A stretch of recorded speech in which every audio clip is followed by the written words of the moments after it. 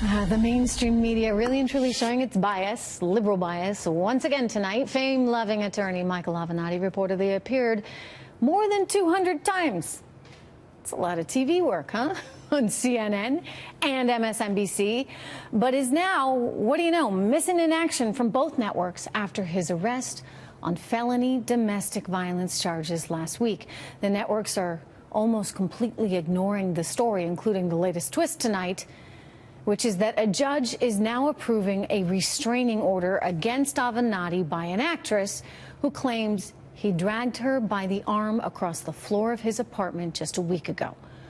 We should say Mr. Avenatti has repeatedly denied the allegations, and last time I checked, you're innocent until proven guilty, right? Joining me right now, media reporter for The Hill, Joe Concha, and Fox Nation host Britt McHenry. Good to see you both. Joe, you know, they loved having him on TV when he could criticize Brett Kavanaugh. And now they don't really care about doing the story anymore. He's suddenly not newsworthy. What's going on? Trish, you brought up that 200 times number. It should be known that that happened more than 200 times, Avenatti appearing on CNN and MSNBC. In a 6-month period, we're not talking over years. He was on sometimes twice, 3 times a day on those networks, just going back and forth between the two buildings. And look, the worst kind of bias, Trish, is the bias of omission. That's when you hide news from viewers. It's one thing to be openly biased or be not a partisan or nonpartisan objective anchor. It's another thing altogether to not report big news, and this is big news, and I'm with you. You have to give him his due process. I know that Brett Kavanaugh was guilty until proven innocent. Michael Avenatti, like anybody else, should be innocent until proven guilty, but to not report this story when it's all over everywhere else in terms of this restraining order and the felony charges against him, they are not doing their viewers a service here, and it is shameful that they could have him on so often when he's accusing Brett Kavanaugh or Donald Trump or anybody else of things, particularly with those Julie Swetnick allegations, and not even report it now. I don't even know what to say anymore, Trish. Yeah, disappointing and yet not all that surprising. Britt, you know, there are some out there that say, well, this is somehow kind of, you know, poetic justice or karma or whatever. Again, I would reiterate, look, you know, the country we live in, you are innocent until proven guilty. But it certainly, I suppose, doesn't look good, right? I mean, here's the guy who, like, accused Brett Kavanaugh of all kinds of things, went after Donald Trump. And don't forget, I mean, one of his witnesses, a couple of his witnesses didn't even pan out. His clients, you know, took back what they said. So, Britt, what's your take? Yeah, Julie Swetnick, who NBC put on primetime news without corroborating any of her sources.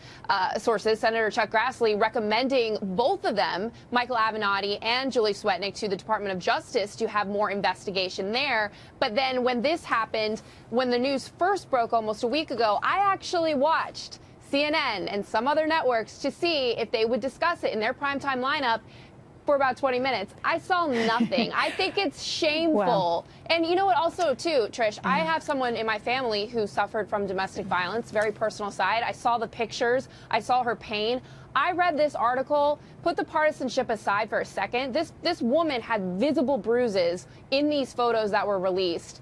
And no matter what else comes out of this, why isn't she not a Me Too victim? Her story isn't considered more. I think it's shameful that they're not because doing apparently that. There's just a double standard, right? It's the reason why, you know, the left has, look, I say this all the time, a lock on feminism, for example, right? Yeah. Why should they be the only feminists? Why can't a conservative woman care enough about equality for women? It somehow, you know, just the fact that you're conservative apparently is, you know, that's one big strike against you, Brett. You know this as a conservative woman. Oh, yeah. The backlash that you get when there's a huge distinction, too, with Brett Kavanaugh. Those charges were 30-plus years ago. No one could corroborate the story. So, of course, to your point, Trish, we want to see, you know, innocent till proven guilty. We want to see due process.